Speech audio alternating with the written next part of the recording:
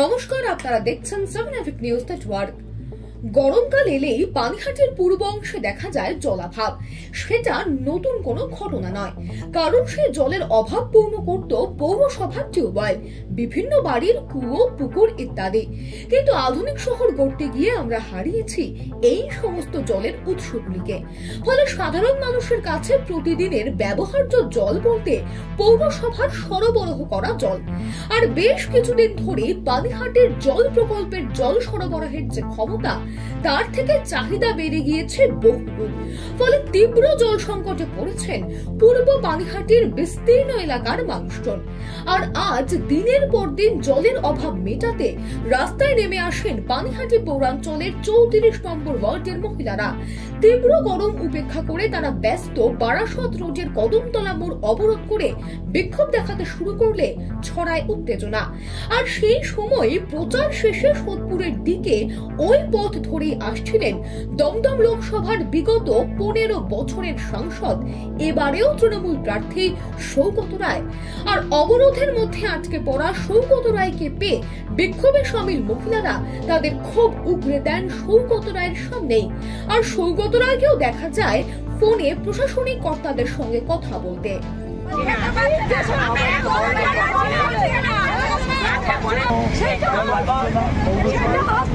আমরা জানিয়েছি আমরা সমস্যা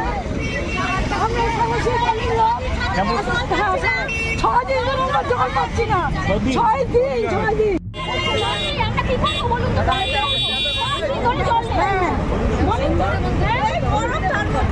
আপনারা ছেড়ে দিন, হয়ে যাবে। ওদের তো রিলিফ দেওয়া দরকার, ট্যাঙ্কার পাঠা। হ্যাঁ হ্যাঁ, তুই যা, আমি স্পটে আছি। রাস্তা তীর্থঙ্করকে ধরো। কত নম্বর ওয়ার্ড?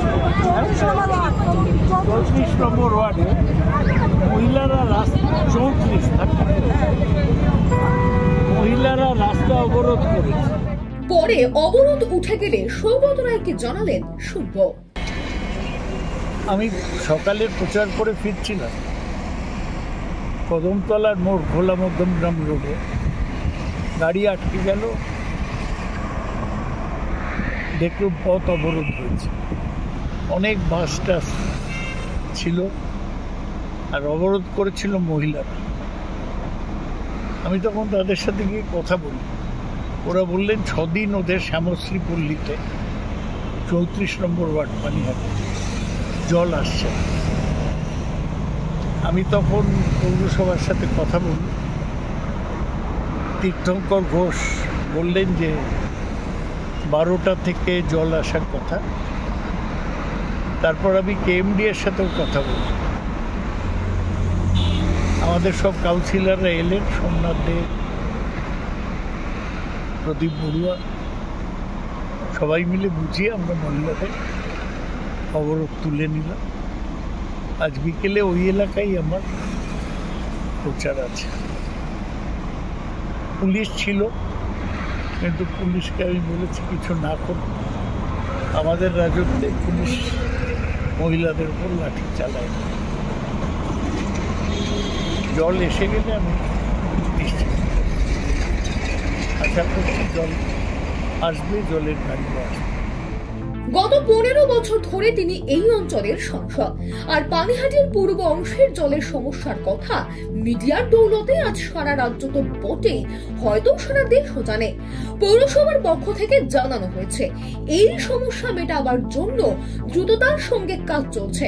তবে আজকের এই ঘটনা আসন্ন নির্বাচনে কোনো প্রভাব ফেলে কিনা সেটা যেমন দেখবার, আবার শাসক দলের হস্তক্ষেপে রাতারাতি সমস্যার সমাধান হয়ে যায় কিনা সেই দিকেও নজর রাখতে হবে বইকি।